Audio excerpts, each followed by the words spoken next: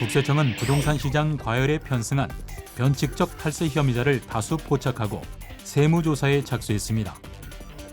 조사 대상자는 다주택 취득 사모펀드 관련자, 다주택 취득 법인 관련자, 고가주택 취득 연소자 등 총 98명인데요.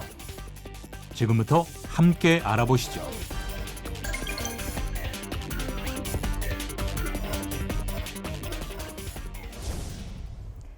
국세청은 부동산 시장을 지속적으로 살펴보는 한편 관계기관과 공조를 더욱 강화해 부동산 거래 과정에서의 변칙적 탈세 행위를 적기에 검증함으로써 정당한 세금 없이 부를 축적하거나 이전하는 사례가 없도록 치밀하게 대응하고 있습니다.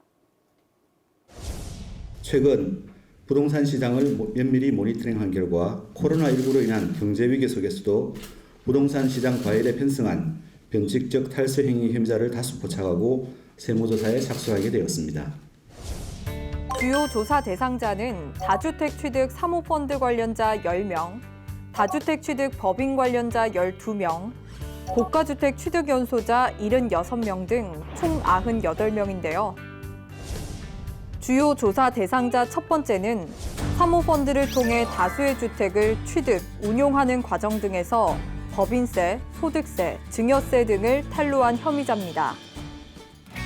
익명성이 보장되는 사모펀드 뒤에 숨어 투자 수익을 세 부담 없이 편취하거나 부모로부터 사모펀드 투자금을 수중한 혐의자 등을 조사 대상으로 선정했습니다. 또 다른 조사 대상자는 법인 설립 후 다주택 취득 과정에서 편법 증여 혐의가 있는 자입니다. 즉, 다주택자 규제를 회피하기 위해 1인 법인 또는 가족 법인을 설립해 주택을 다수 취득하는 과정에서 편법 증여 혐의가 있는 자를 말합니다. 조사 대상자 세 번째, 고가주택을 취득한 30대 이하 연소자 중 주택 취득 자금 출처가 불분명한 자입니다. 여기엔 국내에서 거주하고 있는 외국인 중 신고소득이나 외화 수취금액 대비 고가의 주택을 보유한 연소자도 포함됩니다. 최근 규제지역 담보대출이 제한되고 올해 3월 13일부터 주택 취득 시 자금 조달 계획서 제출이 확대됐으며 투기 과열지구 9억 원 초과 주택 취득 시 증빙 서류 제출이 의무화됐는데요. 이에 자금 원천을 특수 관계자 간 차입금으로 가장할 개연성이 높아졌습니다. 이에 국세청에서는 금융추적 조사를 통해 자금 원천에 대한 흐름을 끝까지 추적하여 실제 차입 여부 등을 검증하고 필요시 자금을 대여한 자와 법인에 대하여도 자금 조달 능력을 검증하여 신고된 소득에서 비롯된 자금인지를 확인하는 한편 사업소득 탈루 혐의가 있는 경우에는 관련 사업체까지 조사 범위를 확대하여 정밀하게 검증할 계획입니다. 또한 조사 과정에서 명의신탁 등 부동산 거래 관련 법령을 위반한 것이 확인되면 관계기관에 신속히 통보하고 그 밖에 부정한 방법으로 탈세한 사실이 확인되는 경우 조세범 처벌법에 따라 조치할 예정입니다.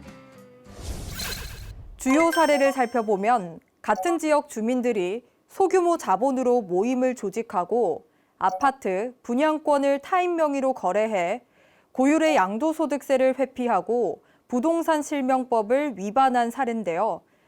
이들에 대해 양도소득세를 추징하고 부동산 실명법 위반으로 관계기관에 통보했습니다. 두 번째 사례는 관계기관 합동조사 결과 통보된 탈세 의심자료 관련자로서 신고 소득 없이 고가의 아파트를 취득해 자금 출처 조사 대상으로 선정됐는데요. 자금 조달 계획서에 자금 원천으로 기재된 전 거주지 전세 보증금과 특수 관계자 차입금이 허위인 것으로 밝혀졌습니다. 그리고 타인 명의로 사업하면서 신고를 누락한 소득으로 다수의 아파트를 취득한 자도 조사 대상자로 선정됐는데요. 조사 결과 타인 명의로 사업을 영위하며 신고를 누락한 소득과 운영하던 법인 사업장 매각대금 신고 누락, 허위 대여금 회수 등 부당 유출한 자금으로 취득한 사실을 확인했습니다. 국세청은 앞으로도 지방국세청에 설치된 부동산 거래 탈루 대응 TF를 통해 국토교통부 등 관계기관과 공조를 강화해 탈루 혐의 정보를 보다 정교하게 수집, 검증함으로써 부동산 거래 과정에서의 변칙적 탈세에 대해서는 자산 취득부터 부채 상환까지 꼼꼼히 검증해 나갈 예정입니다.